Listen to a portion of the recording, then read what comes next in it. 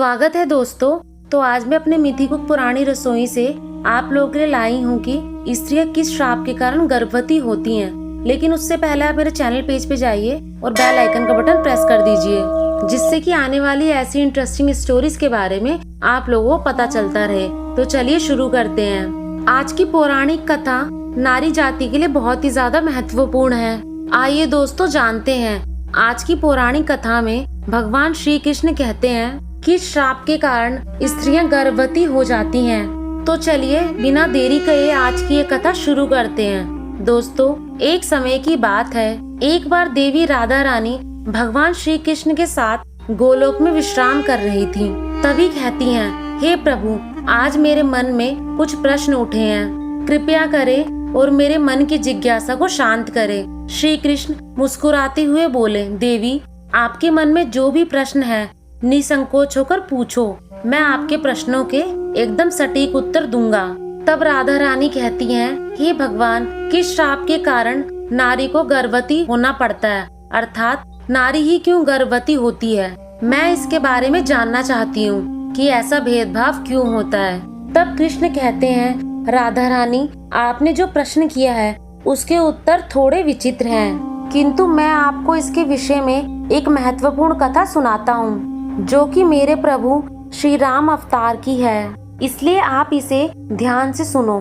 जो भी मनुष्य इस कथा को सुनता है उसकी सारी मनोकामनाएं पूर्ण हो जाती हैं। दोस्तों, फिर भगवान श्री कृष्ण कहते हैं, हे देवी राधा, वैदिक काल में हजारों ऋषि परमपिता ब्रह्मा जी के द्वारा उनके वीर्य और तेज से उत्पन्न हुए थे। उन्हीं में से कुछ ऋषि और मुनियों के पेट से देवताओं का जन्म हुआ था। मुनियों के तेज से कुछ दैत्यों का भी जन्म हुआ था। तब ऐसे ही एक ऋषि सतयुग में हुए थे जिन्होंने औरतों को गर्भवती होने का श्राप दिया था। राधा रानी पूछती हैं कि वे कौन थे ऋषि जिन्होंने एक औरत को गर्भवती होने का श्राप दिया था, और वह स्त्री कौन थी जो कि सबसे पहले गर्भवती होकर उसने एक बच्चे को जन्म दिया था। श्री कृष्ण कहते हैं, हे देवी, इस कथा का वर्णन महर्षि वाल्मीकि जी की रामायण के उत्तरकांड में मिलता है। इस कथा को भगवान श्री राम अगस्त्य मुनि से सुनते हैं। हे देवी, ये सतयुग की बात है, जब परमपिता ब्रह्मा जी के मानस पुत्र ऋषिकुल पुलस्त सुमेरु पर्वत की उत्तर की दिशा में आश्रम में बनी कुटिया पर घोर तपस्या कर रहे थे। उनको घोर तपस्या करता देख अन्य कन्याएं विचलित होने लगी और अपने मन को शांत करने के लिए ऋषियों के समीप आकर उनकी तपस्या में बाधा डालने लगी। तभी क्रोध में आकर ऋषि पुलस्तु ने वहाँ पर स्थित सभी कन्याओं को श्राप दे दिया कि अब से जो भी कन्या उनकी आंखों के सामने आएगी और जैसे उनकी नजर उस कन्या पर पड़ेगी वह कन्या गर्भवती हो जाएगी। ऋषि पुलस्त की बात सुनकर वहाँ पर स्थित सारी कन्याएं डर के भाग गयी, लेकिन ऋषि कर्दम की पुत्री को ऋषि पुलस्त के श्राप के बारे में कोई जानकारी नहीं थी। और एक दिन ऋषि कर्दम की पुत्री अपनी सहेली को खोजते हुए गलती से ऋषि पुलस्त के सामने जा पहुंची। उस समय ऋषि पुलस्त वेदों का पाठ कर रहे थे। तब ऋषि पुलस्त ने जैसे ही कर्दम ऋषि की पुत्री को देखा, उस समय उस श्राप का असर उनकी पुत्री पर हो गया और तत्काल ही कर्दम ऋषि की पुत्री का शरीर पीला पड़ गया और वह गर्भवती हो गई। परिवर्तन देखकर ऋषि कन्या घबराकर अपने पिता के पास पहुंच गई।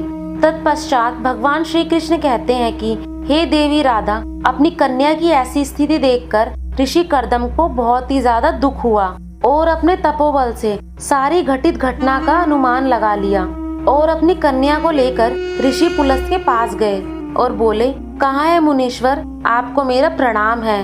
अनजाने में मेरी कन्या आपके सामने आ गई थी और ये सारे संसार की पहली स्त्री है जो कि गर्भवती हुई है। मेरा आपसे निवेदन है कि आप इसे भिक्षा के रूप में ग्रहण करें। मेरी पुत्री सद्गुणों से संपन्न है और अनजाने में ही आपके पाप की भागी है। ये आपकी पूरे मन से सेवा भी करेगी। उसके बाद ऋषि पुलस्त ऋषि कर्दम की प्रेम पूर्वक और आदर पूर्वक बातें सुनकर बहुत दुखी हुए, क्योंकि उनके कारण ही जाने अनजाने में ऋषि कर्दम की पुत्री गर्भवती हो गई थी और उस ऋषि कन्या को ग्रहण करने का आश्वासन दिया। उसके बाद ऋषि पुलस्त ने ऋषि कर्दम की पुत्री को ग्रहण कर लिया और ऋषि कर्दम की पुत्री अपने मन से ऋषि पुलस्त की सेवा भाव करने लगी। एक दिन ऋषि कन्या से प्रसन्न होकर ऋषि पुलस्त ने कहा, हे देवी, मैं तुम्हें अपने समान पुत्र प्राप्ति का वर देता हूँ। जब तुम मेरे सामने आई तब मैं वेदों का पाठ कर रहा था, इसीलिए तुम्हारा होने वाले पुत्र वेदों का ज्ञाता होगा और उसका नाम विसर्वा होगा। भगवान श्री कृष्ण कहते हैं, हे देवी राधा, कुछ समय बाद उस ऋषि कन्या ने एक पुत्र को जन्मा और जिसका नाम विसर्वा रखा गया। जैसा कि ऋषि पुलस्त ने आशीर्वाद दिया था कि उनका पुत्र ऋषि विसर्वा के नाम से ही जाना जाएगा। ऋषि विसर्वा बहुत बड़े वेदों के ज्ञाता थे। बड़े होने पर विसर्वा अपने पिता ऋषि पुलस्त के समान ही बहुत तेजस्वी और ओजस्वान हुए।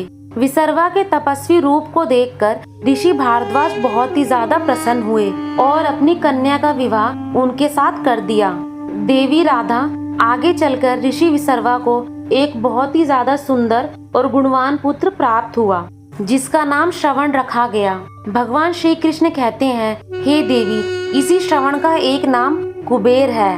तत्पश्चात श्री कृष्ण कहते हैं, देवी राधा, मैंने आपके पहले प्रश्न का उत्तर दे दिया है। इसके बाद आपका दूसरा प्रश्न था, क्या केवल नारी ही गर्भवती हो सकती है? उसे ध्यान से सुनो। स्त्री के समान ही पुरुष भी अपनी कीर्ति और तेज से गर्भवती हो सकता था। तो देवी, एक स्त्री को संसार की दिव्य शक्ति परमपिता ब्रह्मा ने दी है और उसकी रचना करने में परमपिता ब्रह्मा को कई गुना समय लगता, तो नारी को यह श्राप रूपी वरदान मिला है। इसी प्रकार इस संसार की रचना परमपिता ब्रह्मा के बाद नारी ही कर सकती है। तो दोस्तों, कमेंट सेक्शन में जरूर बताएं कि आपको मेरी स्टोरी कैसी लगी और मेरे चैनल को सब्सक्राइब करना ना भूलें।